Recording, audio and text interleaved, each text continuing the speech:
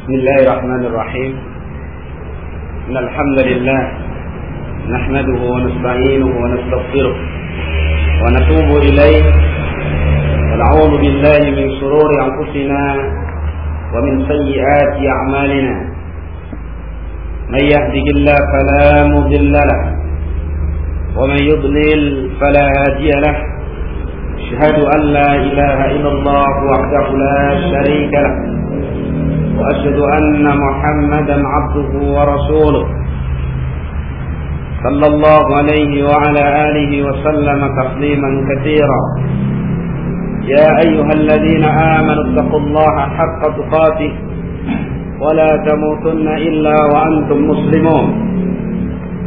يا أيها الناس اتقوا ربكم الذي خلقكم من نفس واحدة وخلق منها زوجها وبث منهما رجالا كثيرا ونساء واتقوا الله الذي تساءلون به والأرحام إن الله كان عليكم رقيبا.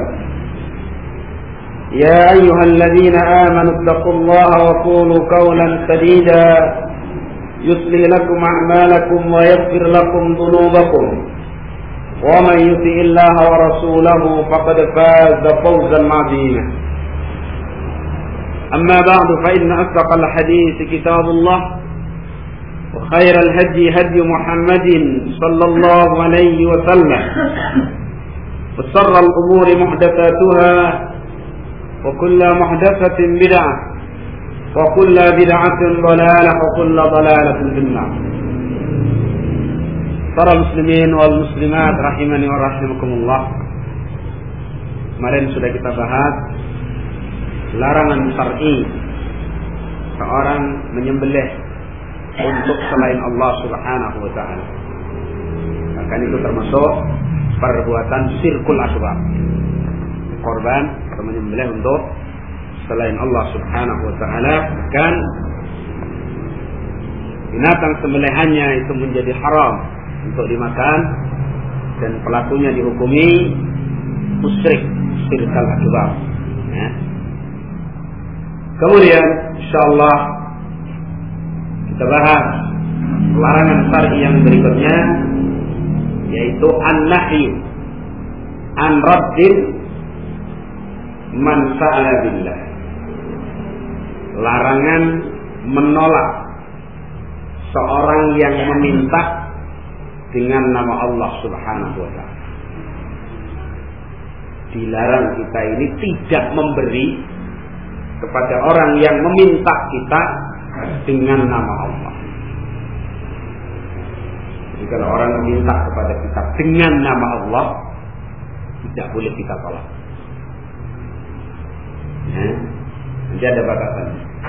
Dan bagaimana hukum orang yang meminta dengan nama Allah? Misalnya dengan nama Allah, saya minta engkau datang ke rumahku. Tidak boleh kita tolak. Cuma nanti perlu kita ketahui juga, orang yang meminta dengan menggunakan nama Allah, bagaimana hukum? Ya.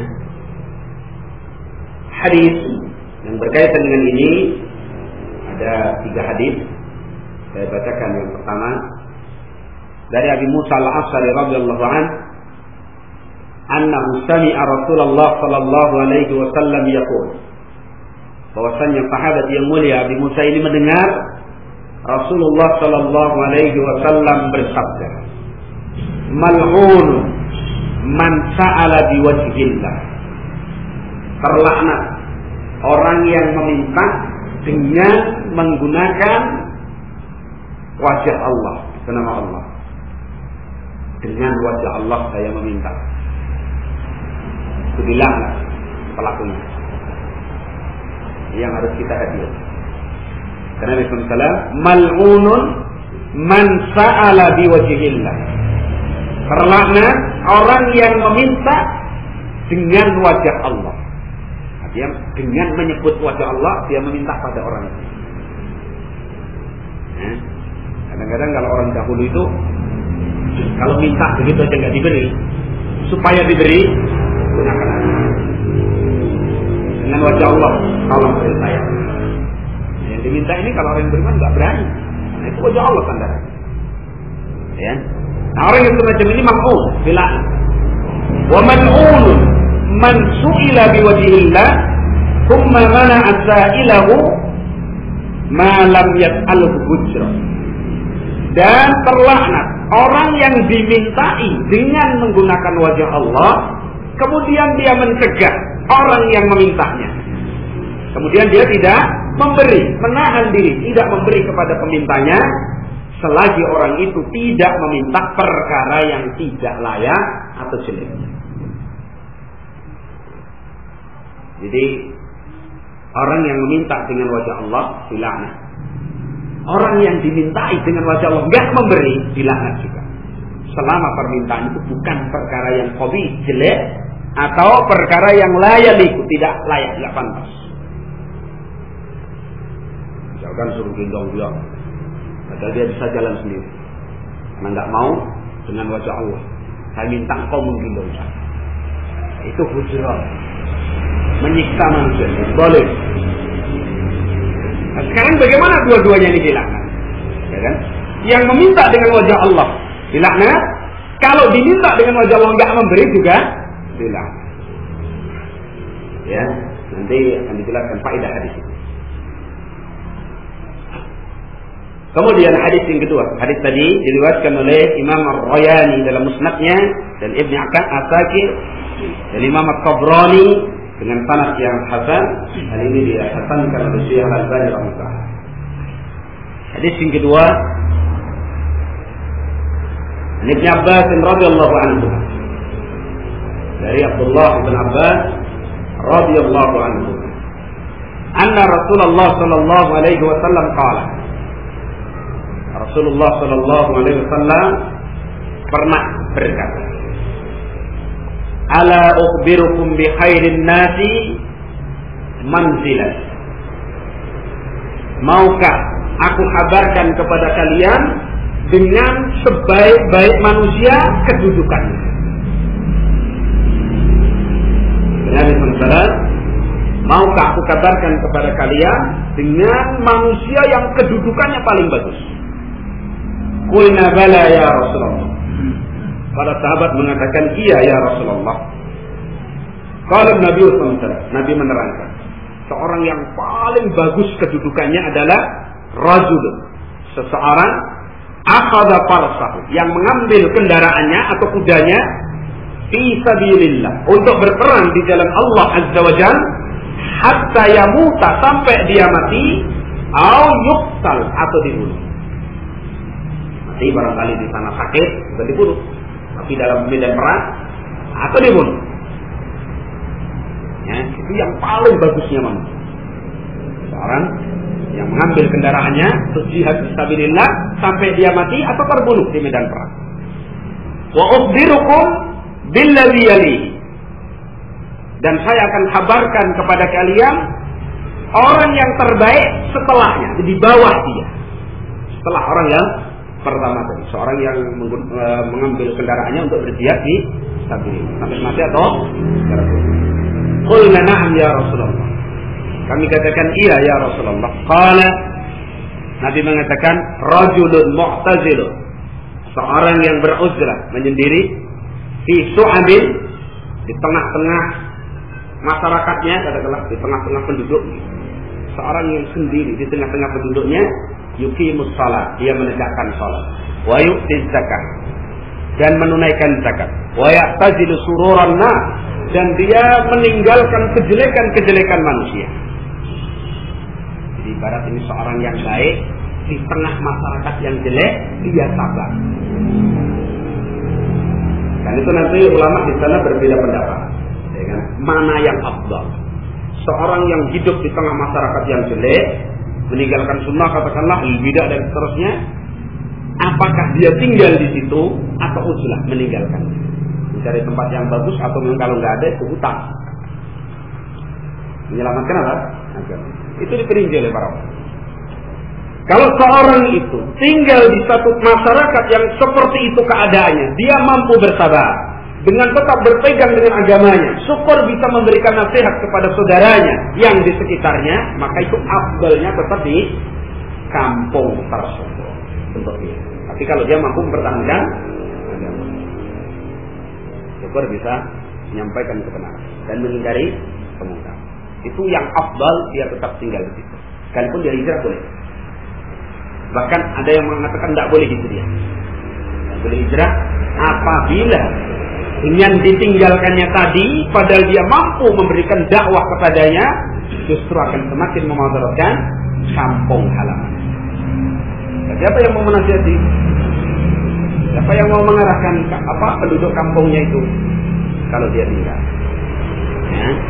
Tapi kalau di situ dia tidak mampu mempertahankan agamanya, mudah goyah, katakanlah orang-orangnya mudah terpengaruh.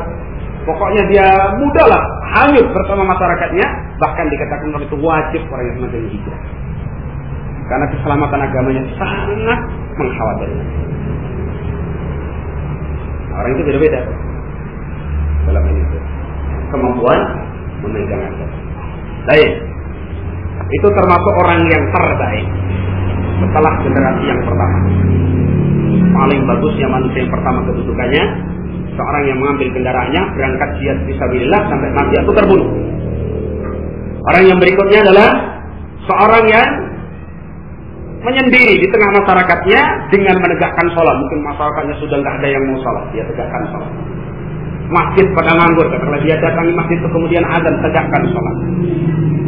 Dan itu gambarannya di sini banyak sekali halangannya. Namanya mungkin bisikan orang sampai mungkin ya seperti itulah. Insyaallah kita paham. Sabar di atas sunnah seperti itu. Jadi Nabi SAW menggambarkan kal qabid alal jamr. Seperti yang orang yang menggenggam bara. Lepaslah, dipegang terbakar tangan. Pada saat yang sulit. Nah, wa ya'taziru sururan nas, dia meninggalkan kejelekan-kejelekan manusia. Berarti enggak ikut hiruk-pikuknya manusia yang jelek. Kemudian Nabi SAW mengatakan, wa ukhbirukum bisarrin nas, dan aku kabarkan kepada kalian sejelek-jelek manusia. Siapa itu sejelek-jelek manusia? Kalau tadi sebaik-baik manusia. Qulna na'am ya Rasulullah. Kami katakan iya ya Rasulullah. Qal, dia mengatakan alladzi yus'alu billahi azza wa jalla wa la yu'ti bihi. Sejelek-jelek orang itu adalah seorang yang dimintai dengan nama Allah, dengan wajah Allah, lalu dia tidak mau memberi. Nah, kalau itu jelek berarti dilarang. Seorang yang dimintai dengan nama Allah atau dengan wajah Allah tidak diberi. Nah, Nabi mengatakan, wa ukhbirukum bisarrin, saya kabarkan kepada kalian manusia yang paling jelek. Para sahabat mengatakan, iya ya Rasul, siapa itu? Kata Nabi SAW, alladzi yus'alu billahi azza wa jalla wa la yu'ti bihi. Seorang yang dimintai dengan atas nama wajah Allah lalu tidak mau memberi. Sejelek-jelek manusia. Ini dikeluarkan oleh Imam Tirmidzi, Imam Nasai, Imam Ahmad dan selainnya dari sahabat Tariq Atha ibn Yasar, dari Tariq Atha ibn Yasar melalui jalan Atha ibn Yasar dari Abdullah bin Abbas radhiyallahu anhu. Ya, itu dalil berkaitan dengan masalah kita ini. Seorang yang dimintai dengan nama Allah tidak boleh tidak memberi, harus hidup. Tadi orang yang meminta dengan nama Allah terlaknat. Orang yang dimintai dengan wajah Allah tidak memberi, itu juga terlaknat. Dalam hadis ini digolongkan Nabi sejelek-jelek manusia. Kemudian dalil yang ketiga. Dari Abu Hurairah radhiyallahu anhu, qala Rasulullah sallallahu alaihi wa alihi wasallam.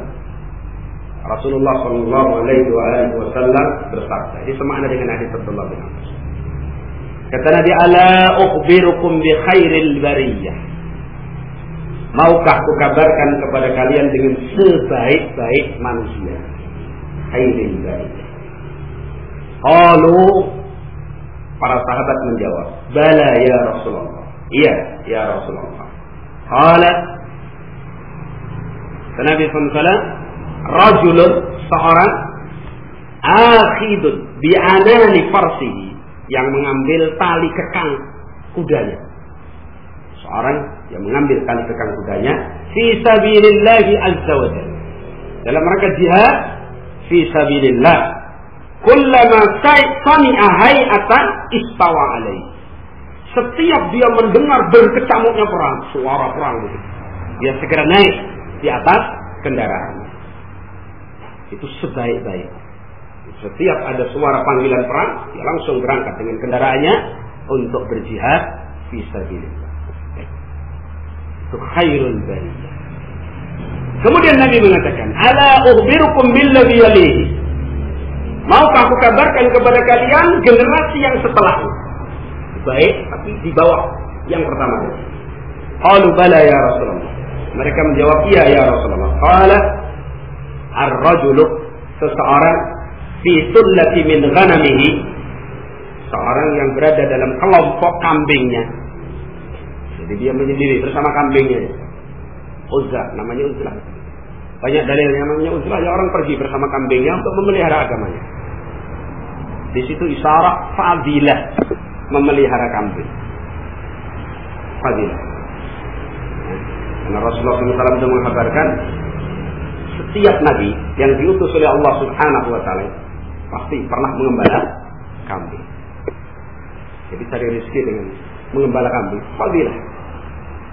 Ya, di sini. Bahkan uzlah yang disebutkan fadilahnya itu, ya biasa beruzlah bersama kambing itu.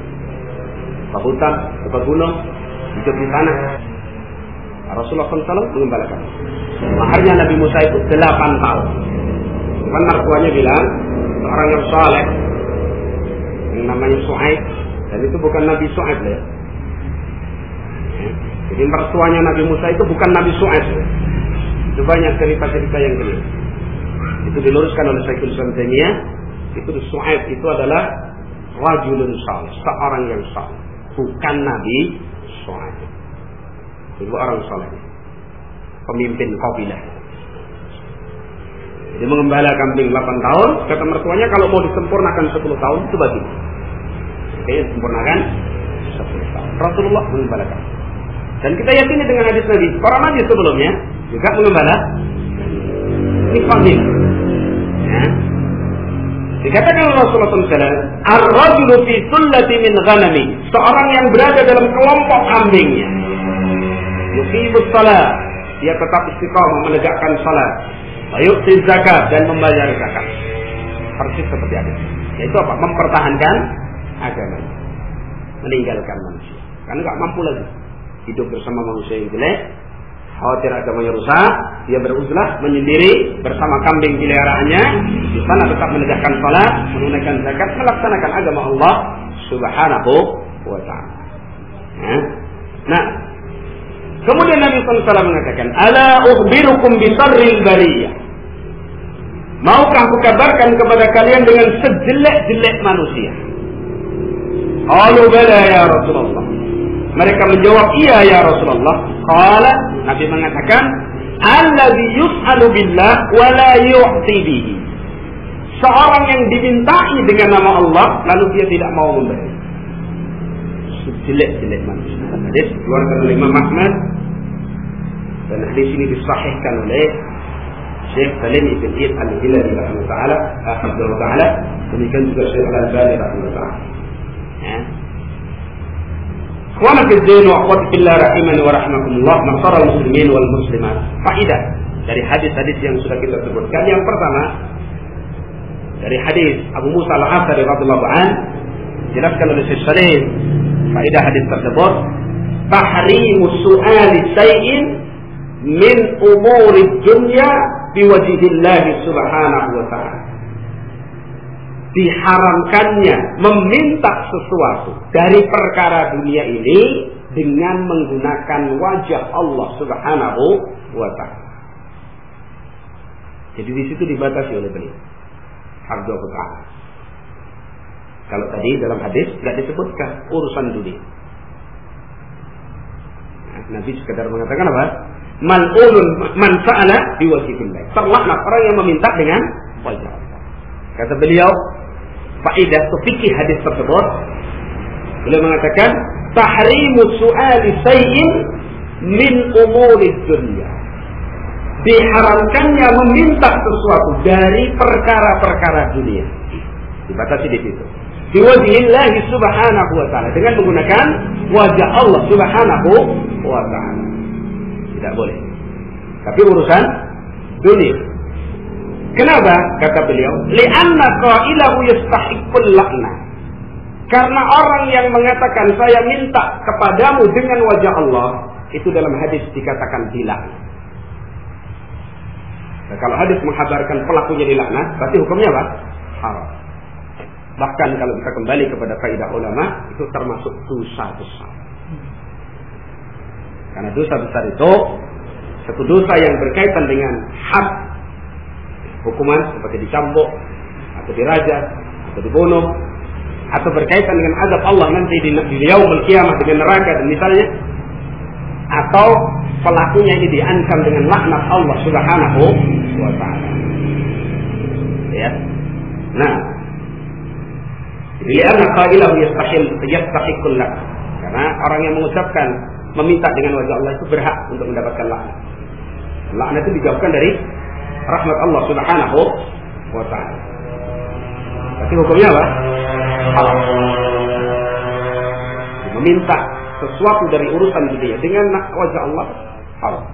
Misalkan orang memilih itu minta harta, dia lapar minta makan, supaya orang itu memberi disebut wajah Allah.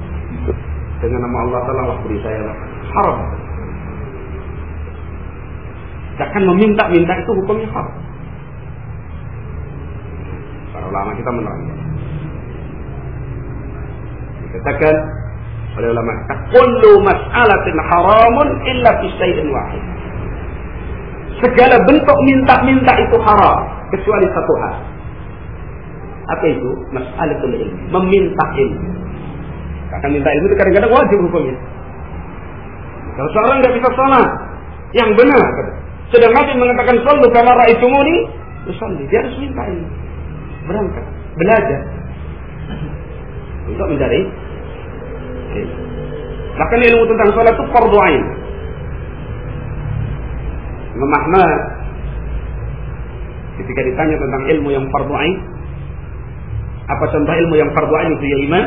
Beliau menjawab, ilmu yang mempersempit kebodohan seorang hamba tentang salatnya. Contoh ilmu yang fardhu ain itu ilmu yang mempersempit kebodohan seorang hamba tentang salatnya. Nah, kalau kita ini salat seperti Nabi itu belum tahu, wajib kita.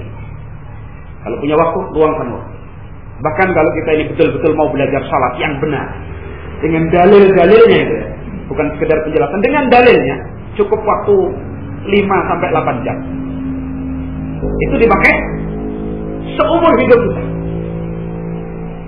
Kalau tanpa dalil katakan disebutkan keisiannya saja, mungkin kita percaya sama Ustaz. Terangkan bagaimana ditambahkan 2 jam nggak nyampe, kita pakai untuk seumur hidup. Itu ilmu yang fardhu ain. Kalau seorang nggak bisa salat sedang dia hidup, ada orang yang mengajari dia salat secara benar, kok nggak berangkat, berdosa. Kalau lapar, butuh makan, nggak mungkin kita diam, ya kan? Nggak terasa barangkali di sini harus berangkat. Sekarang ini kebodohan kita tentang salat, katakan itu fardhu ain yang nanti diminta oleh Allah SWT. Sedang kita ada jalan, berangkat wajib fardhu ain. Malah itu mewajibkan bihi bahwa sesuatu yang nggak sempurna kewajiban kecuali dengan wajib. Kalau belajar salat ini harus berkendaraan wajib. Harus mengeluarkan uang wajib. Dan semua itu dinilai ibadah oleh Allah Subhanahu wa ta'ala. Jadi infakkan apa yang kita miliki untuk kebaikan kita. Apalagi tentang memahami kalimat la ilaha illallah. Tidak boleh orang berudur bodoh tentang Allah, itu tidak boleh. Sedang dia hidup bisa mendapatkan.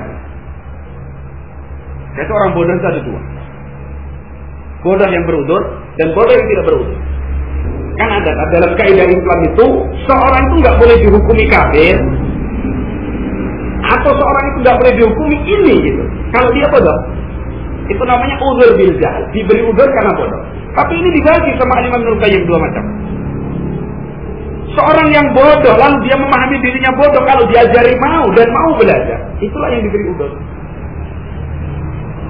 Kok kamu melakukan salah begini ya? Saya memang nggak ngerti. Terus saya mau belajar kemana? Nggak ada dai yang bisa mengajari saya. Udzur. Yang kedua, orang yang bodoh tapi terperosok kepada kufrul i'rad. Kufur besar, yaitu bentuknya berpaling. Nggak mau belajar, diajak belajar nggak mau juga, merasa diri sudah cukup, berpaling dari peringatan Allah. Dihukum ya. Kalau dia sampai terperosok kepada kekufuran dan kesyirikan, itu namanya kufrul i'rad. Karena berpaling dari agama Allah Subhanahu wa ta'ala, membiarkan dan tidak mau mempelajarinya. Dan hari ini kalau dilihat insyaallah banyak sekali. Nah. Jadi haram meminta sesuatu dari urusan dunia ini dengan menyebut nama Allah.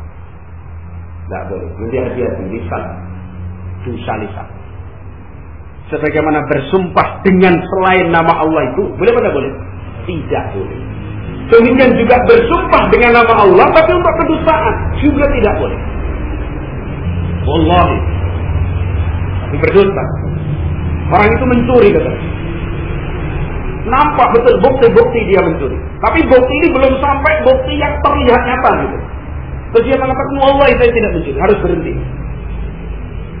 Sesuatu yang berhadapan dengan sumpah atas nama Allah tidak boleh dilanjutkan, berhenti. Kecuali kita punya bukti yang konkret. Seperti kisah Nabi Allah Isa alaihissalam dikabarkan oleh Rasulullah sallallahu alaihi wasallam, beliau itu pernah melihat dengan mata kepalanya, melihat seorang itu mencuri. Dan tahu betul Nabi Isa itu dia mengambil barang terus dibawa.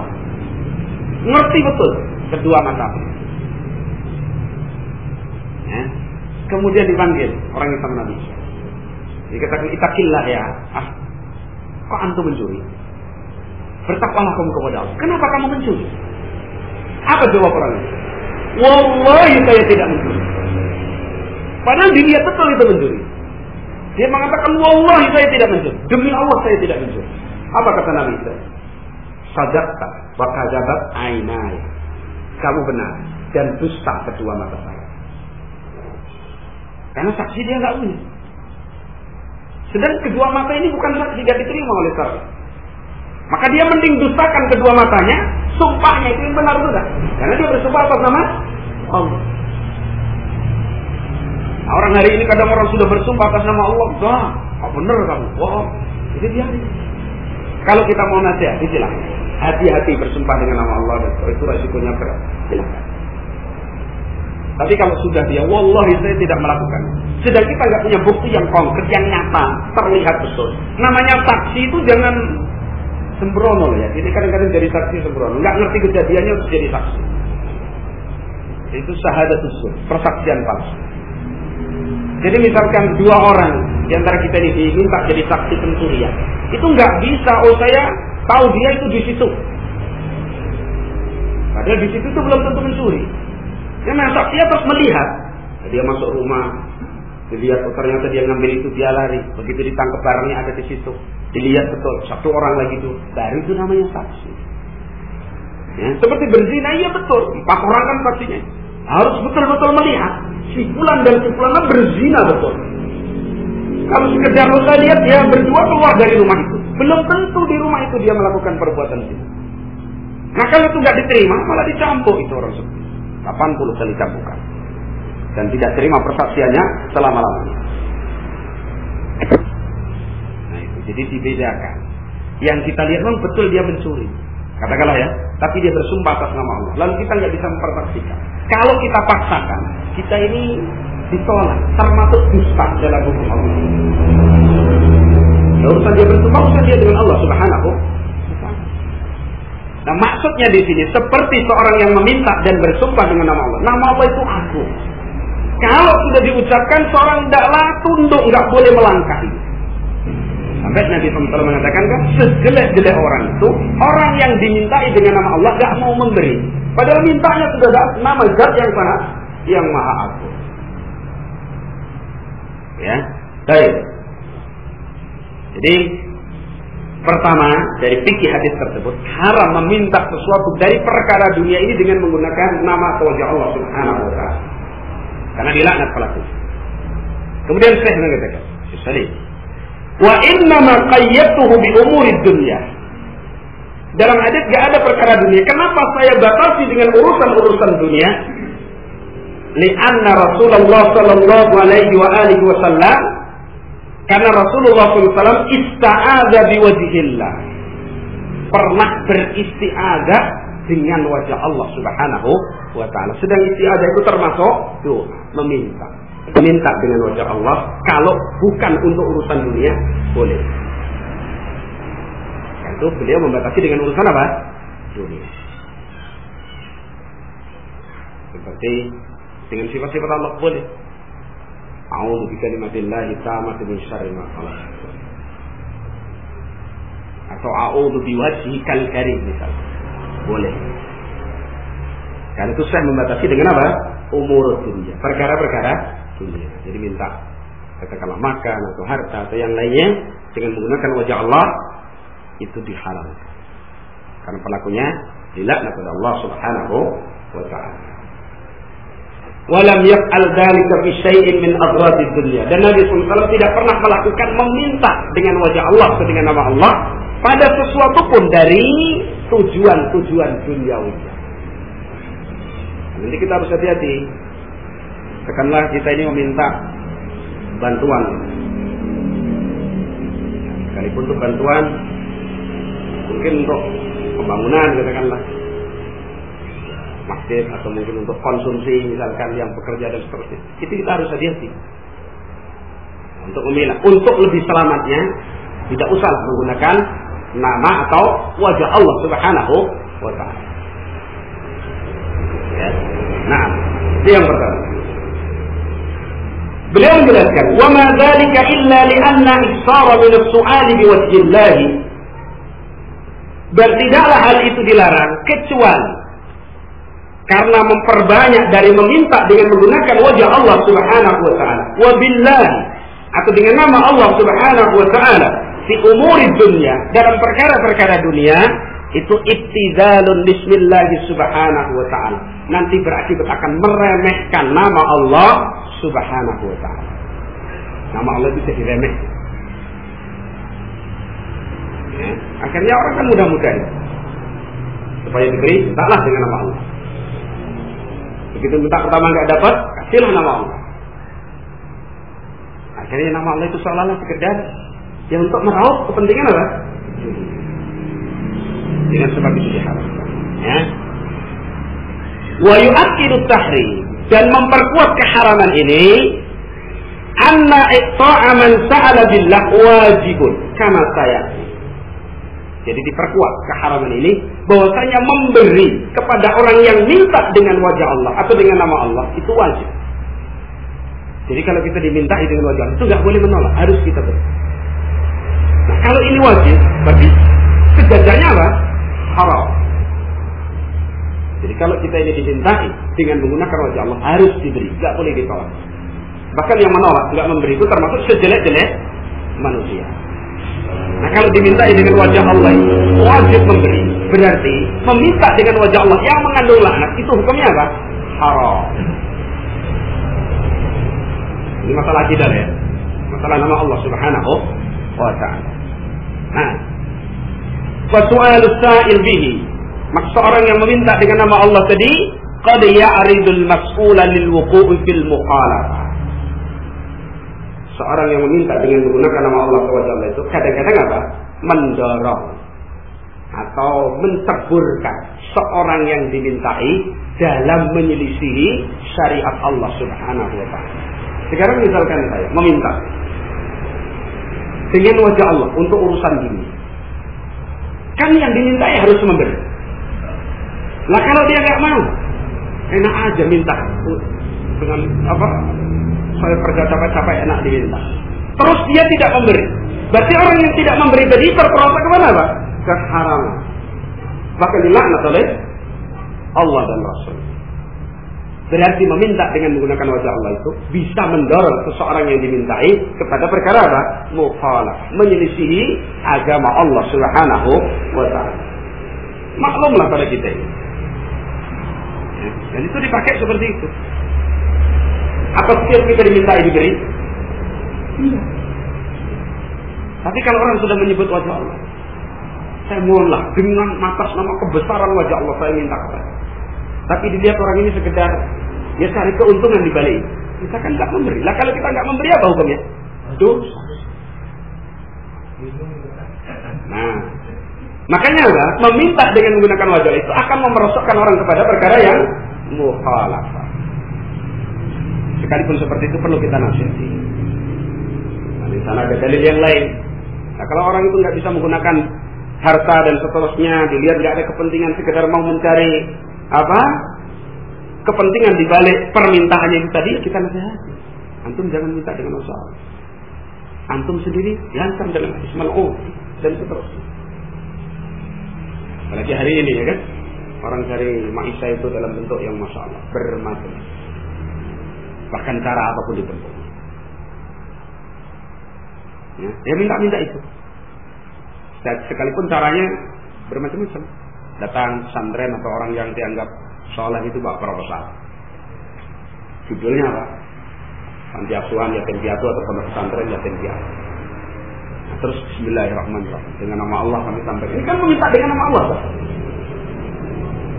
Padahal itu nggak ada pondok pesantren yayasan itu kadang-kadang nggak ada, sekedar dibikin sendiri. Cuma stempel aja mudah.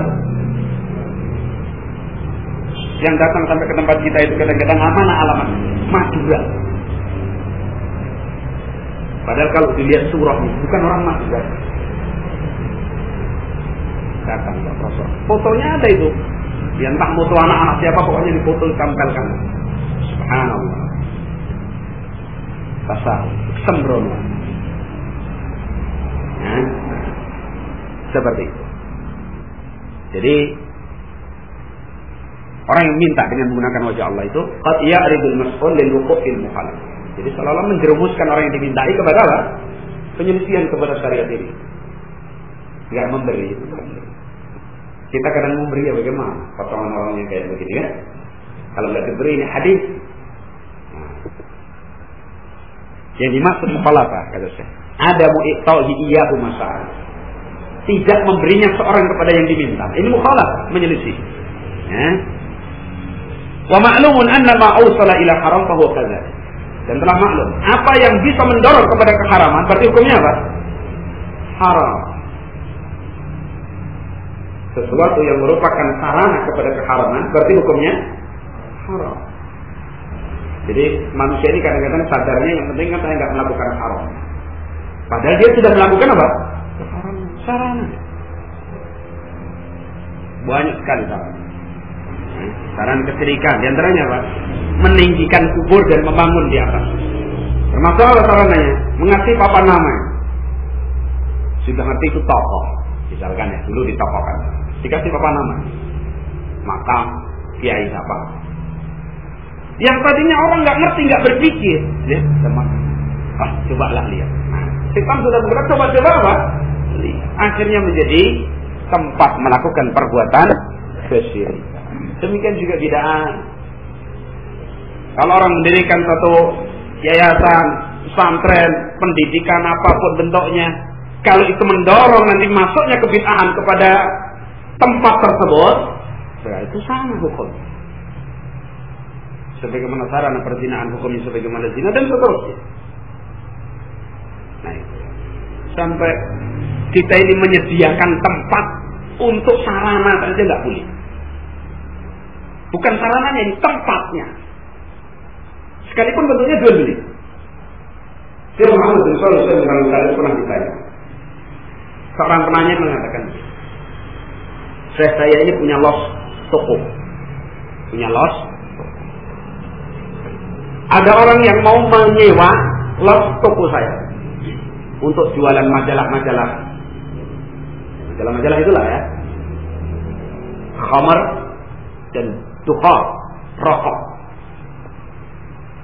Apa jawab beliau? Tidak boleh. Kamu tidak boleh. Haram bagimu menyewakan los tokomu kepada orang yang seperti itu. Karena berarti kamu telah berta'awun menyediakan sarana kepada keharaman. Sampai seperti itu.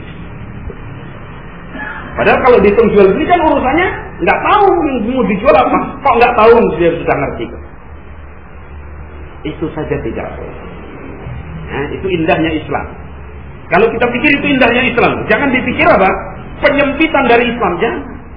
Itu indahnya Islam. Ingin menyelamatkan umat ini dari perkara-perkara yang mendorong dia dari murkanya Allah Subhanahu wa ta'ala. Selamat dari murkanya Allah Subhanahu.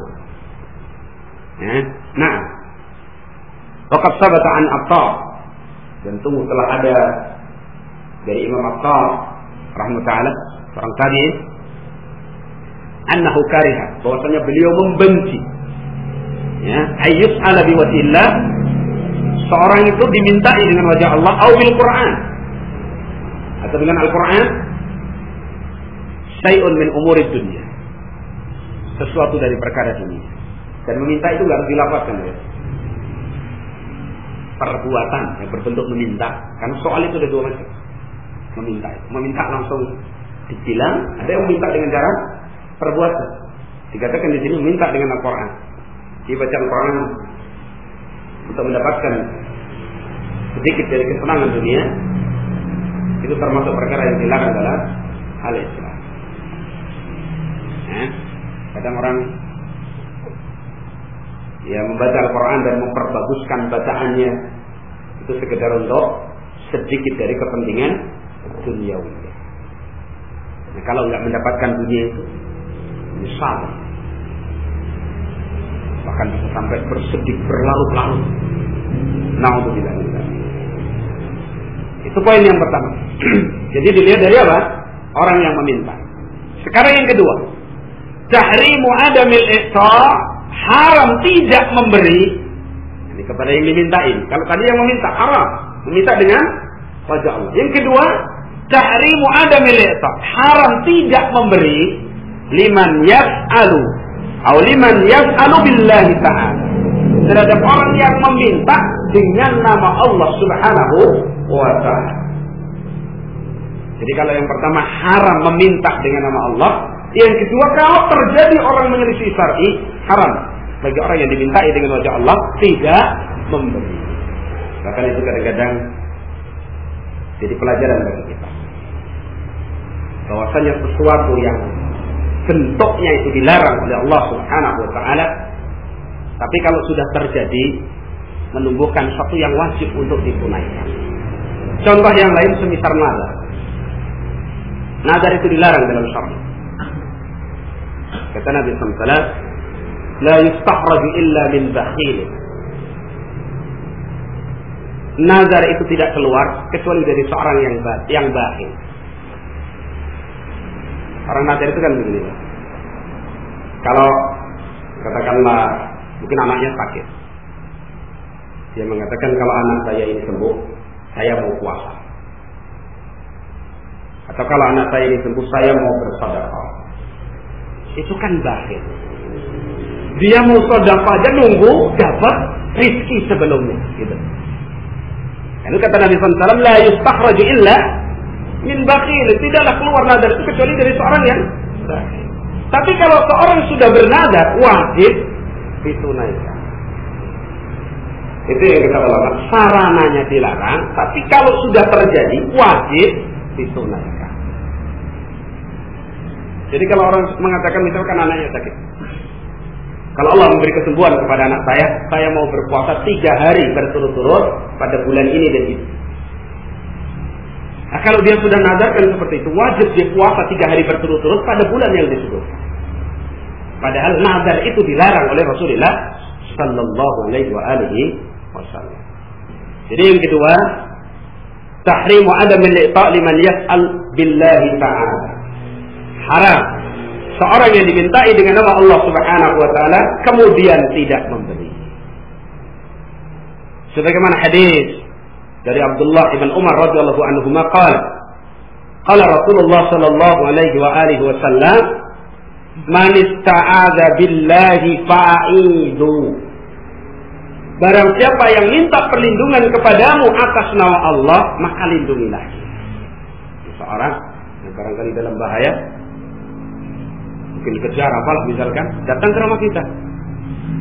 Dia mengatakan, dengan nama Allah saya mohon perlindungan. Harus kita lindungi. Tidak boleh kita terlantarkan. Jadi man ista'adza billah fa'id. Wa man sa'ala billah fa'atuh. Dan barang siapa yang minta kepada kalian dengan nama Allah, berilah. Tidak boleh ditolak. Itu memperkuat haramnya. Kalau seorang diminta dengan wajah Allah, tidak memberi. Even. Jadi kalau kita punya kemampuan melindungi saudara kita, apalagi dia sudah minta dengan nama Allah, lindungi. Nah dulu pada masa Rasulullah seperti itu. Kalau orang datang, kata orang kafir, sampai dalam peperangan misalnya, sedang berperang, orang kafir itu lari datang ke kita. Dia memohon perlindungan kepada kita. Terus kita menyatakan si fulan dalam perlindungan saya, maka orang Muslim nggak boleh membunuh dia. Dan itu mulianya orang Islam. Ketika dia melindungi seseorang, maka saudaranya tidak boleh mengganggu kehormatan. Seperti kisah Nabi SAW mengutus Utsman bin Affan sampai terjadi berbuntut panjang, ya. Nabi pernah mengutus Utsman bin Affan, dan Utsman itu kan punya famili di Makkah sebelum Fathu Makkah. So, akhirnya dia minta perlindungan kepada orang-orang musyrikin yang di situ. Ributnya panjang itu karena ada desas-desus bahwa Utsman ini dibunuh di tempat tersebut. Akhirnya terjadi keributan. Akhirnya dicek ulang oleh Rasulullah sallallahu alaihi wasallam. Jadi kalau dulu begitu, itu namanya kufar musta'man. Orang kafir yang dalam jaminan keamanan dari orang Muslim. Itu dalam perlindungan orang Muslim. Boleh. Ya. Bahkan orang-orang kafir saja memakai itu. Kalau ada orang Muslim dalam perlindungan, kalau di Arab ini, nggak tahu kalau di tempat lain. Ya. Kalau ada orang Muslim minta perlindungan kepada mereka, orang kafir, kemudian ada seorang melindunginya, nggak boleh orang kafir yang lain memohon kepada orang yang dalam perlindungan ini. Jadi Rasulullah SAW mengatakan, "Man ista'adza billah fa'idu." Barang siapa yang minta perlindungan dengan nama Allah, lindungi dia. Nanti diingat-ingat itu. Ini Rasulullah mendidik apa sih? Adanya ukhuwah, solidaritas. Jangan kita telantarkan seperti ini. Ya. Wa man sa'ala billahi fa'atu. Barang siapa yang minta kepadamu dengan nama Allah, berilah dia. Beri. Cuman tadi hukum yang meminta sudah dibahas, ya. Kalau terjadi, wa man da'akum fa'ajibu. Siapa dari Muslim yang mengundangmu, penuhi undangan. Nggak boleh ditolak undangan. Kalau meminta dengan nama Allah, nggak boleh ditolak permintaannya, kecuali meminta sesuatu yang tidak layak atau maksiat. Kalau dia itu mengundang kita, cara apalah? Gemburenan, ada gemburenan. Apa namanya? Selamatan lah, ya. Nah, tahap apa namanya? Yang jelas seperti itu, ya. Bulan bayi dalam perut misalkan, diundang lagi. Undangan orang Muslim harus dijaga. Apalagi dia menggunakan nama Allah. Dengan nama Allah saya undang antum ke rumah. Padahal acaranya lah menyelisihi syar'i. Walimah yang hiruk pikuk dak karu-karuan ya. Ya. Sedang kalau kita lah sahabat itu walimah, temboknya ditutup kain aja, nggak mau datang, gitu kan? Abu Ayyub Al-Ansari ketika diundang Abdullah bin Umar, dilihat temboknya sebelumnya ditutup kain, ya. Diingkari Abu Ayyub Al-Ansari sampai belakangnya, wallahi saya nggak makan di rumah, pulang. Kalau seperti itu dulu yang problem pemilik rumahnya segera pergi didatangi, ada apa? Kalau sekarang orang semacam itu yang diproblemkan. Dasar orang kepala keras. Bukan keras kepala, kepalanya keras. Masya Allah. Kalau dulu orang diingkari itu introspeksi. Salah apa ya? Minta klarifikasi, datang. Kenapa? Membenahi diri. Kalau sekarang enggak. Justru yang mengingkari itu yang dihabisi bareng bersama-sama. Terbalik, kan? Ya, tapi ya sabar, harus sabar. Nah, itu saja pula. Ini undang walimah. Disuguhi dengan aneka maksiat yang begitu banyak. Kita diundang dengan nama Allah, saya minta antum datang. Datang enggak datang? Enggak datang. Ini permintaan apa? Hujrah nih, maksiat kepada Allah Subhanahu wa ta'ala. Kan itu para ulama kita mengatakan, bahkan yang mereka sepakat kalau undangan itu walimah wajib didatangi. Karena Nabi SAW mengatakan, barang siapa yang tidak mendatangi undangan walimah, faqad asa Abul Qasim. Sungguh dia telah memaksiati Abul Qasim, yaitu Rasulullah. Berarti wajib didatangi undangan walimah. Tapi kalau di situ ada perkara-perkara yang bermaksiat kepada Allah, para ulama mengatakan tidak wajib didatangi, bahkan tidak boleh mendatangi kecuali untuk mengingkari penyelisihan tersebut. Nah, kalau sedang duduk tadinya nggak ada, lagi akad nikah gitu. Begitu selesai akad nikah, acara selanjutnya adalah makan, katakan. Musiknya boleh. Ya kalau kita bisa mengingkari, kalau enggak angkat kaki dari. Karena Nabi SAW mengatakan, man ra'a minkum munkaran falyughayyir biyadihi, fa in lam yastati' fa bi lisanihi, fa in lam yastati' fa bi qalbihi. Para ulama minimal dengan hati itu wajib, nggak boleh di bawahnya lagi, nggak hidup imannya. Dan bagaimana mengingkari dengan hati? Tinggalkan tempat yang dilakukan di tempat itu maksiat kepada Allah Subhanahu wa ta'ala. Ya. Nah.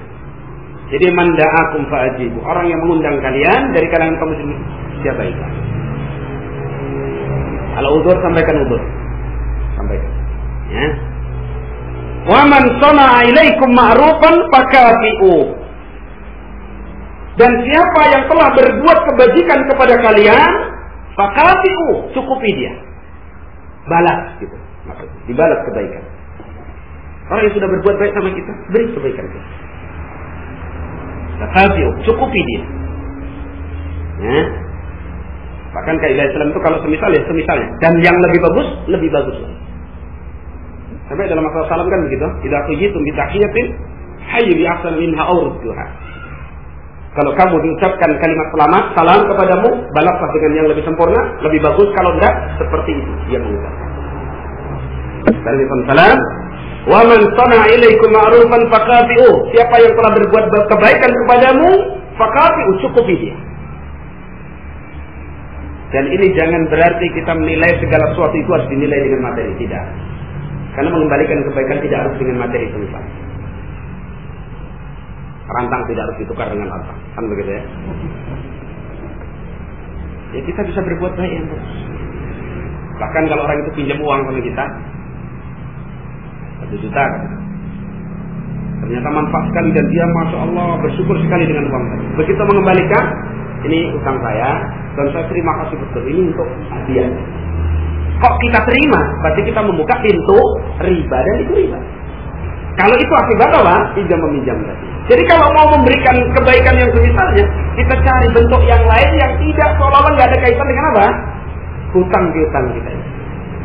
Jadi kalau orang sudah minjam uang sama kita berbuat baik, ya kita perlakukan dia dengan baik. Mungkin dengan cara yang lain lah, katakanlah kita undang ke rumah, mungkin makan-makan bersama yang lain, sehingga tidak nampak itu sebagai imbal jasa. Nah, fa illam tajidu ma tukafi'unahu. Nah, kalau kita ini nggak menjumpai sesuatu untuk membalas kebaikan orang yang telah berbuat baik pada kita, apa petunjuk Nabi? Fad'uhu lahu. Doakan dia. Loh, kalau ini diamalkan masya Allah. Doakan orang yang telah berbuat pada kita ini hatta tarau. Doa terus sampai engkau melihat annakum qad kafa'tumu. Dengan doamu itu seakan-akan kamu sudah bisa membalas kebaikan. Doakan. Nah, hadis dikeluarkan oleh Imam Bukhari dalam Adabul Mufrad dan hadis ini sahih. Dengan perkara ini, ikhwan fillah, maqsar muslimin rahimani wa rahimakumullah, jelaslah ya, petunjuk Rasulullah sallallahu alaihi wa alihi wasallam wajibnya seorang yang dimintai dengan nama Allah untuk memberi kepada orang yang meminta jika dia mampu. Jika dia mampu. Karena itu dibatasi hujrat. Malam ya hujrat. Selagi tidak meminta hujrat itu perkara yang nggak layak. Orang ini sudah miskin dan seterusnya dimintai dengan permintaan yang melampaui batas. Dia tidak mampu. Nah, kalau tidak mampu ya sudah. Tapi kalau mampu wajib, nggak boleh ditolak. Kenapa harus? Kok wajib diberi? Kenapa? Ijlalan, karena mengagungkan nama Allah Subhanahu wa taala, wa ta'ziman, dan karena memuliakan nama Allah Subhanahu wa taala. Fa innahu ta'ala bi'azim, karena orang tadi telah meminta dengan zat yang sangat agung, yaitu Allah Subhanahu wa taala. Ma'asyiral muslimin rahimani wa rahimakumullah.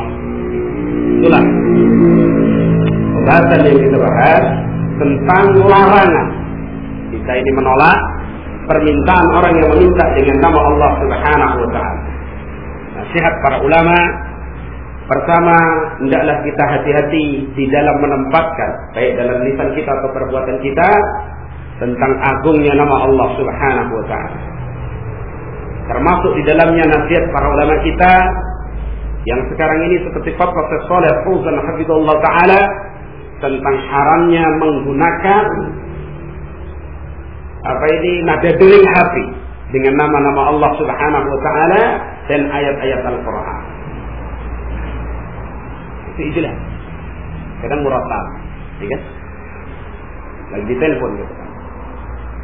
Begitu di telepon, ra'aital ladzi yukadzibu bid-din, fadzalikal ladzi yasu'ul yatim. Bunyi HP ini. Wala yahuddu ala ta'amil miskin, fawailul lil musallin. Diangkat. Hilang tuh maknanya itu. Itulah kata beliau. Kenapa? Akan memutus dan merusak makna. Misalkan itu contoh saja. Belum lagi kalau HP di kantong, ya, kemudian dia katakanlah buang hajat gitu kan. Kadang-kadang di WC itu asik lagi HP-HPan gitu. Begitu lagi buang hajat, datang telepon. Alif lam mim dzalik di WC. Kan itu boleh mengatakan haram, tidak boleh. Menjadikan ya kadang-kadang HP yang agak mendingan itu kan bisa rekaman ya gitu. Menggunakan nama Allah. Tidak boleh. Ya.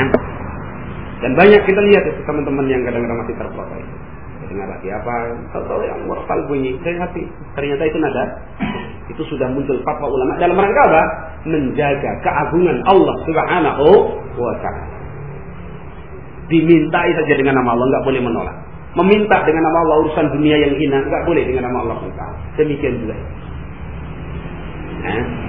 Jadi wajibnya hati-hati kita menempatkan. Bersumpah itu harus hati-hati, jangan mudah-mudah bersumpah. Kalau enggak betul-betul terdesak kita ini menjelaskan sesuatu, jangan wallahi ya billahi. Jangan tuh. Karena kalau sampai kita lupa kemudian dusta, ini resikonya besar di hadapan Allah Subhanahu wa taala. Ya. Jadi dari bab yang kita pelajari itu, hendaklah kita pahami Allah Subhanahu wa taala Rabb kita zat yang maha agung, maha suci. Sebagai hamba yang betul-betul mencintai Allah dan mengagungkannya, kita tempatkan pada tempat yang sudah Allah ridai. Enggak boleh ditempatkan secara tidak pada tempatnya. Ya. Kemudian yang kedua, hati-hati kita ini meminta. Kadang-kadang menurut kita ini kan baik, ini kan urusan umat dan seterusnya. Lalu menggunakan nama-nama Allah Subhanahu wa taala. Sebaiknya jangan. Karena dikhawatirkan akan terperosok kepada larangan Rasulullah sallallahu alaihi wasallam. Kemudian kalau datang kepada kita orang yang minta dengan nama Allah, semaksimal mungkin kita penuhi. Dalam keadaan kita mampu, jangan sampai terperosok kita kepada laknat Allah Subhanahu wa taala. Baik. Demikian insyaallah yang kita bahas pada kesempatan sore hari ini. Kalau ada perkara yang belum jelas silahkan disampaikan. Pertanyaan Ustaz, apakah boleh ngasih makan ikan lele dengan bangkai ayam potong? Boleh. Boleh aja silakan. Tidak ada masalah. Itu nanti yang namanya istihalah. Istihalah. Ayam itu katakanlah bangkai haram, tapi Allah nggak pernah haramkan bangkai itu kepada lele. Kan nggak ada lele. Lelenya dimakan. Iya, tapi kan kita nggak mangkat bangkai. Ya kan? Setelah ayam itu dimakan oleh lele, diproses secara alami dengan kehendak Allah Subhanahu wa taala, jadilah daging. Daging yang kita makan apa namanya? Kita makan daging lele apa daging ayam? Nah, sudah. Jadi seperti ini Pak misalkan ya. Khamr, tahu hukumnya? Haram. Khamr itu misalkan korma atau anggur direndam, kalau seminggu dibiarkan begitu, campur. Kalau zaman Rasulullah begitu cara bikin khamr. Bukan Rasulullah bikin khamr, tapi maksudnya dulu. Bikin khamr itu seperti itu. Jadi anggur sama korma itu kadang dicampur, yang masih basah itu direndam. Nanti seminggu 15 hari jadi tua, khamr yang keras itu kalau enggak lagi pakai bahan campuran, nanti diperas. Airnya itulah tua, khamr yang memang seperti itu dilarang oleh Allah SWT. Nah, air yang sudah diperas jadi khamr ini, kalau dibiarkan lagi seminggu atau 15 hari lagi, nanti jadi khul. Khul itu cuka. Nah, semasa khamr haram, kalau sudah jadi cuka, haram. Jadi kembali ini, sifat menentukan nama. Nama membuahkan hukum. Sifatnya khamr, berarti namanya khamr. Berjalan padanya hukum khamr. Sifat khamr sudah nggak ada, sudah jadi benda lain. Namanya ya benda itu, hukumnya sesuai dengannya. Contoh misal, kotoran manusia, najis apa nggak najis? Najis. Anak kecil buang kotoran di mungkin kebun, di tanah kan, dibiarkan 3-4 hari istihalah. Lama-lama berubah jadi tanah. Mungkin kalau mau coba kita kasih tanda di situ lah. Ya. Nanti istihalah jadi tanah. Ketika sudah jadi tanah, namanya apa? Tanah. Berarti hukum tanah yang berjalan padanya bukan hukum kotoran manusia lagi. Jelas kan? Bangkai haram kita makan. Tapi kita kan makan lele, bukan makan bangkai ayam. Ya halal itu Pak Ari ya. Boleh. Bolehkah seorang wanita mengimami salat tarawih untuk keluarga wanita di rumah? Boleh. Boleh. Bahkan bukan keluarganya boleh. Misalkan ada tamu di situ pas bulan Ramadan salat tarawih, ikut di rumah itu boleh. Kalau mengadakan jamaah khusus di rumah kaum wanita, saya belum tahu contohnya. Karena disyariatkan juga salat di masjid selama terjaga dari fitnah. Setahu saya salat jamaah itu di masjid. Kalau jamaah yang dimaksud, ya orang datang berkumpul di situ untuk jamaah itu di masjid. Laki perempuan di masjid. Jadi saya belum tahu itu namanya menjadikan rumah itu masjid, ini nggak bisa. Jamaah antar keluarga. Hah? Ya, artinya saya nggak tahu contohnya dari Nabi. Karena kita beribadah harus ada contohnya. Dulu istri-istri Nabi kalau memang perlu sholat di masjid ya datangnya ke masjid, nggak bikin jamaah sendiri di rumah. Nah, kalau mau sholat tidak ke masjid ya sholat di rumahnya dan anggota keluarganya boleh. Misalkan punya anak perempuan, tidak besar atau siapa, pembantunya punya bantu atau mungkin tamu datang ke situ, dia sholat mana yang berat jadi imam, silakan. Tapi kalau dijadikan rumah itu sebagai satu tempat untuk datang sekian banyak jamaah kumpul di situ, maka kita tidak menjumpai dalil dalam Allah. Wallahu a'lam. Menantu dan mertua ini apakah termasuk mahram? Mohon dijelaskan. Menantu dan mertua tiri. Mertua tiri itu bagaimana? Kalau menantu mahram. Kalau menantu mahram. Allah Subhanahu wa taala mengingatkan kepada kita di antara yang diharamkan itu wa ummahati nisaikum, dan ibu-ibu istri kalian. Ibu istri namanya apa? Mertua.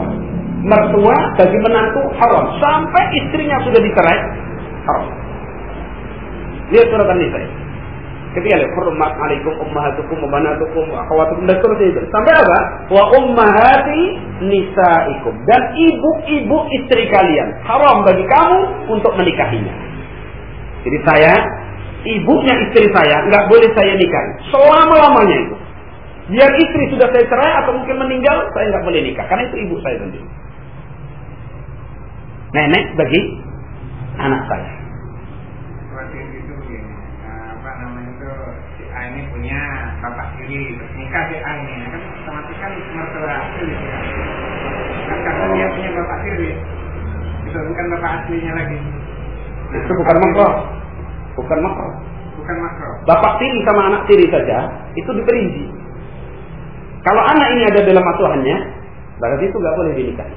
Tapi kalau anak ini di luar asuhannya, sebagian ulama membolehkan untuk dinikahi. Anak tiri kan bukan anak dia, anak sendiri. Jadi misalkan itu namanya robaib. Anak tiri itu dalam bahasa Arab namanya robaib. Wa robaikumul lati min nisaikumul lati dakhaltum bihinna. Dan anak-anak tiri dari istri yang kamu sudah kumpuli. Nah itu. Fa illam dakhaltum bihinna. Itulah dalam surat. Kalau belum dikumpuli, boleh. Jadi kalau misalkan saya punya istri saya itu punya ibu tiri misalkan. Ibu tiri dengan saya, kalau itu ibu tiri dia, bukan mahram. Berbarang bisa itu. Istri kita dengan ibu tiri kita itu dua-duanya kita ambil bisa. Kalau itu bukan mahram, tapi kan itu nanti kaitannya dia sudah dinikahi oleh bapak kita. Kalau sudah dinikahi oleh bapak kita, ini perincian seperti itu. Ini kan masalah mahram belum tentu boleh dinikah. Seperti gini loh masalahnya. Saya menikah dengan, saya punya istri. Adik istri saya itu bukan mahram bagi saya, tapi nggak boleh saya nikahi selama istri itu masih ada pada saya. Nah sekarang mengumpulkan, katakanlah begitu. Ini dinikahi oleh bapaknya istri saya, kan nggak boleh ya. Nah sudah dinikahi oleh bapaknya istri saya. Kemudian dinikahi. Jadi dibedakan mahram dengan halalnya nikah. Ada yang mahram mu'abbad. Kalau itu sudah nggak ada kaitan nikah, baru boleh. Misalkan ibu tiri itu sudah dicerai oleh bapaknya istri saya, sudah dicerai. Nggak ada masalah, halal bagi saya. Itu kalau sudah tidak ada hubungan pernikahan. Kalau itu dimaksud mertua tiri. Jadi contohnya gamblang ya. Saya punya istri saya ini punya ibu tiri, ya? Ibu tiri. Berarti kan bapaknya yang kandung ya, ibu tiri. Itu bagi saya nggak mahram. Karena itu sama istri saja, andaikan laki perempuan masih perinci sama ulama. Karena nggak ada hubungan nasab sama sekali, nggak ada hubungan nasab. Sesusuan bukan, nasab bukan. Pertemunya karena apa? Pernikahan. Dan nanti apa boleh dinikahi? Kalau pernikahan ini sudah selesai, baru bisa. Boleh anak menikahi ibu tiri. Anak siapa? Ya. Anak tiri. Iya. Anak tiri menikah dengan Ibu tiri. ibu tiri. Nanti kalau sudah dinikahi oleh bapaknya, nggak boleh. Bapak sudah nikah. Bapak ini punya anak laki-laki. Ya. Terus bapak menikah dengan Nikah lagi ya dengan ibu tiri. anak ini nikah sama itu. Iya. Kalau bisa itu sudah dinikahi oleh bapaknya. Sesuatu yang sudah dinikahi oleh bapakmu, jangan kamu nikahi. Masa? Nanti tentang masalah itu di surat An-Nisa itu ya, ayat berapa ya? 23 apa berapa? Jadi yang sudah dinikahi oleh bapak-bapak kita, ya sudah itu untuk bapak kita.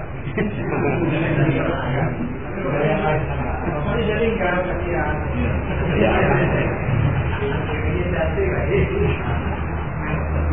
Belum. Mohon dijelaskan ulang apa yang dimaksud meminta dengan wajah Allah dan bagaimana sikap kita terhadap hal tersebut. Ya kan tadi jelas. Misalkan kita diminta pertolongan. Katakanlah kita punya hutang, misalkan. Kita katakan, saya ini punya hutang. Dengan nama Allah atau dengan wajah Allah, saya minta kepadamu lunasilah hutang saya. Itu namanya meminta dengan wajah atau nama Allah. Nah kalau diminta seperti itu kita nggak boleh menolak. Kalau kita ini mampu dan tidak membawa kepada mukhalafah syar'inya, menyelisih syar'i. Itu contoh. Ya. Dan bagaimana sikap kita terhadapnya? Jadi dilihat kalau hal itu tidak menyelisih syar'i dan kita mampu, dikatakan dibatasi oleh Nabi, malam yas'al hujrat. Setelah itu tidak minta hujrat itu sesuatu yang tidak layak, nggak pantas, nggak semestinya dia minta seperti itu. Baru nggak boleh kita tolak. Ya.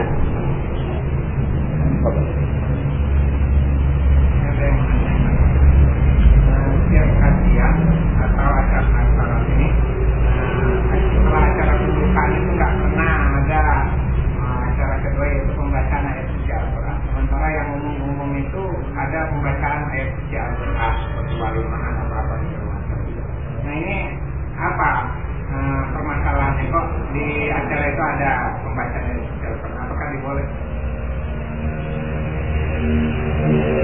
Pertama, misal saja walimah. Misal saja walimah. Pertama dari syariat atau sejarah disyariatkannya walimah itu.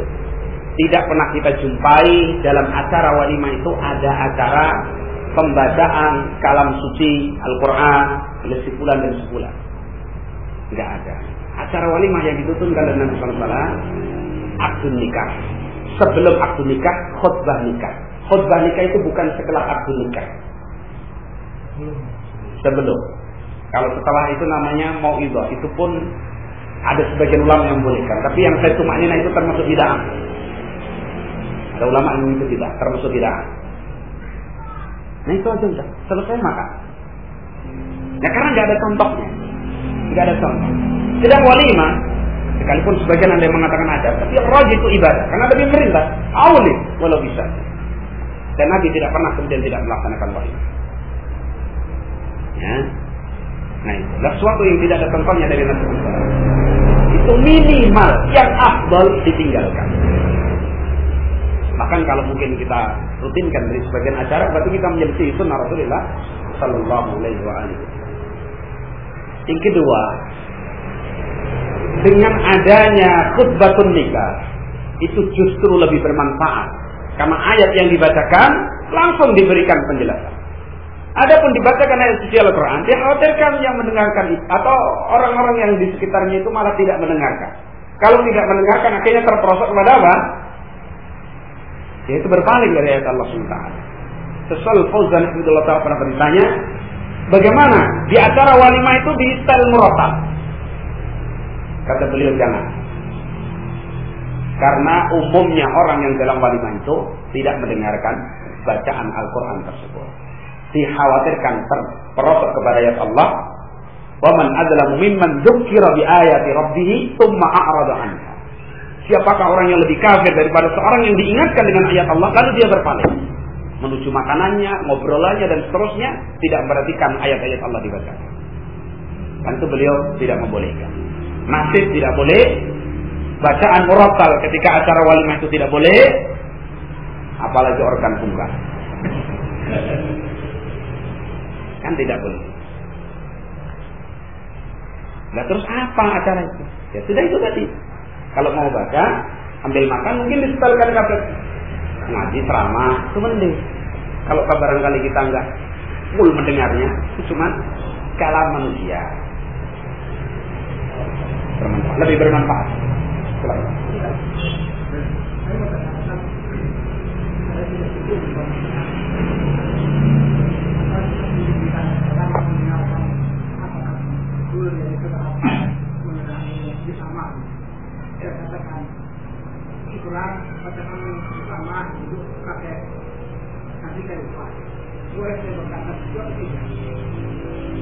Itu bahasanya mungkin yang perlu ya saya nggak ngerti bahasa. Jelas dikasih hadiah aja. Karena upah dengan hadiah itu lain. Dikasih hadiah. Boleh. Boleh. Hadiah. Kalau saya punya cucu, terus saya ingin tahu dia itu betul-betul hafal juz amma apa tidak. Terus saya tes, coba bacakan juz amma sama saya. Nanti tak kasih upah. Jangan diupahin, dikasih hadiah. Boleh. Perlombaan untuk misalkan hafal Quran boleh. Dengan dikasih hadiah boleh. Selagi hal itu sebagai dorongan untuk dia berbuat kebajikan, terutama di kalangan anak. Itu boleh. Para ulama pun menyelenggarakan itu boleh. Ya.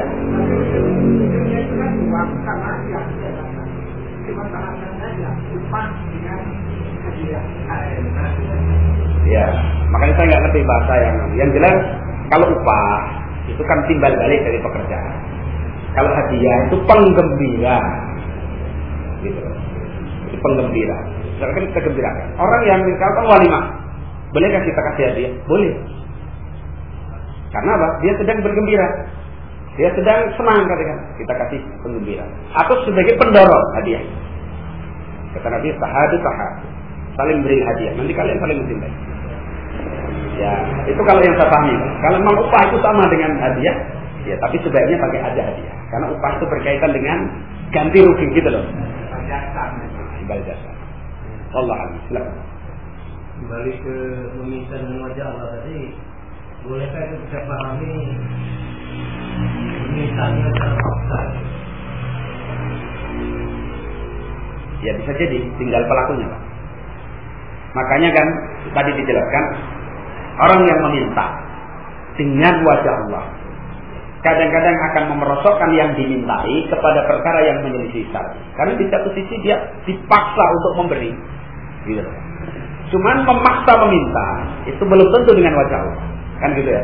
Tapi dengan wajah Allah ini mengharuskan orang yang dimintai harus memberi selama dia mampu, begitu.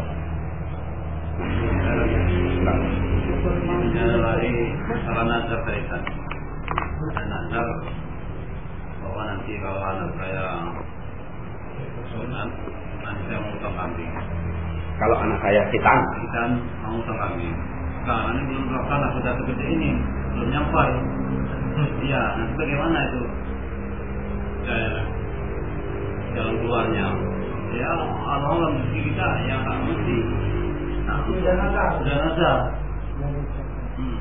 Apa bisa dibatalkan? Apa itu wajib dilaksanakan? Itu maksudnya mau walimah khitan apa bagaimana? Dia potong kambing rame-rame. Lain maksud saya itu walimah khitan apa sekedar motong kambing untuk melaksanakan nazar dan sedekah begitu aja, atau itu karena acara walimah khitan? Ini berkaitan dengan pembatalan Pak. Kalau nazar itu dalam rangka bermaksiat kepada Allah atau menyelisihi agama Allah, tidak boleh dilaksanakan. Selesai, batalkan. Makanya saya tanya, kalau ini sekedar motong kambing, sekedar mau undang teman lah makan-makan, nggak ada kaitannya dengan walimatul khitan, karena walimah khitan itu nggak ada, maksudnya gitu loh. Ya, harus dilaksanakan. Karena nazar itu bukan kewajiban dari Allah. Diri kita wajibkan dengan persaksian Allah Subhanahu wa ta'ala. Lah kalau itu bentuknya taat kepada Allah dan tidak bermaksud kepada Allah, ya harus dilaksanakan. Tidak taat di hal-hal yang tidak diperintah. Ya. Makanya kalau itu untuk melaksanakan walimatul khitan tadi, nah itu dibatalkan. Karena itu bid'ah. Nah itu. Kalau motor tidak bagi katakanlah toh itu teman anak-anak kecil itu diundang supaya main di rumahnya, nanti dikasih makan biar anaknya yang khitan sakit ini terhibur misalnya, silakan. Tapi dia tadi kan belum istilahnya belum tahu dalam hal dua masalah itu. Dianya mesti kebanyakan umum. Nah kita berbeloknya, kita belokkan ke arah yang syar'i, itu wajib. Dan memang asalnya wajib. Dia kan umumnya ya demikian. Setelah kita sampaikan Ketentuan syar'i. Kita dorong dengan itu wajib, kita laksanakan. Itu bagus. Iya, harus dilaksanakan. Kan itu nazar dia. Menyembelih kambing. boleh itu ya? Iya, boleh. Kalau mau dibatalkan, misalkan dia nggak mampu dalam waktu tersebut, batalkan. Sebagian ulama ada yang ada namanya apa? Kafarah. Kafarah ada yang mengatakan sedekah lah, atau mungkin puasa ya. Ya diganti di kafarah. Kalau memang dia nggak mampu. Karena itu perincian dulu ya. Karena urusan mampu tidak mampu itu terkadang kan dengan ilmu kita. Katakanlah ya mungkin harta hilang segala macam. Padahal beli yang lain kita mampu, yang melaksanakan nazar sendiri kita merasa nggak mampu. Ini permasalahannya. Kita niat mau hitam, kalau anak itu saya hitam atau anak saya hitam mau motong kambing. Titik kan begitu. Ya. Isi nazarnya. Boleh nggak itu dibatalkan? Makanya saya katakan tadi. Jadi saya ini bicara teori syar'inya. Soal praktek kembali kepada manusia yang masing-masing, ya kan? Soal dia mampu kemudian mengatakan mampu, urusan dia dengan yang dia bernazar dengan itu. Jadi kalau nazar itu kaitannya dengan walimatul khitan, tidak boleh dilaksanakan. Karena walimatul khitan itu nggak ada. Artinya dia, saya memotong kambing itu dalam gambarannya mau melaksanakan walimatul khitan. Tapi kalau dia motong kambing itu ya sekedar mungkin saking senangnya lah anaknya bisa khitan, kok teman-teman diundang apa, makan aja nggak ada cara yang lain. Harus dilakukan itu nazar. Kalau walimah ini syar'i tadi. walimah. Iya. Kalau itu walimah gagalkan, bahkan nggak boleh dilaksanakan. Bagaimana kita mau nazar melakukan bid'ah? Nah, begitu loh maksudnya. Jadi kalau walimatul khitan itu kan nggak ada. Lah kalau nyembelih kambing itu mau melaksanakan walimatul khitan, batalkan nazar itu. Nggak ada suatu pun. Gitu loh. Misalkan kalau anak saya ini hafal juz amma, mabar mau tak ajak jalan-jalan ke Bali misalkan, atau ke Borobudur, harus dibatalkan itu, nggak boleh dah. Karena nggak nazar aja nggak boleh. Nah itu jelas ya. Allah a'lam bishawab. Assalamualaikum warahmatullahi wabarakatuh.